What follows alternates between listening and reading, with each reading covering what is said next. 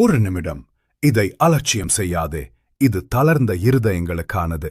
முன்பு போல உடல் ஒத்துழைக்காத, பலம் குறைந்து போன, காலத்தின் போராட்டங்களால் மனம் சோர்ந்து போன உனக்கான செய்தி இது. என் மகனே, மகளே, உன் பலவீனங்களில் நான் உனக்கு பலன் தருகிறேன். உன் உள்ளத்தின் வேதனைகள் எனக்கு தெரியும். வயது ஏறுவதின் கஷ்டங்களை நீ அனுபவிக்கிறாயல்லவா? ஒரு காலத்தில் ஓடி ஆடி வேலை செய்த உடலுக்கு இப்போது வலிகுகள்தான். மனம் வேகமாகச் சோர்வடைகிறது. வேறு யாரும் காணாத துக்கங்களை நீ உள்ளுக்குள் வைத்திருக்கிறாய். இவ்வளவு நாள் நீ பலரை உன் தோளில் சுமந்தவன். ஆனால் இன்று உனக்காக காரியங்களைச் செய்ய மற்றவர்களின் உதவியை நாடும்போது அது உன் பெருமையை நோகடிக்கிறது என்றும் எனக்கு தெரியும். ஆனால் தெளிவாக கேள்.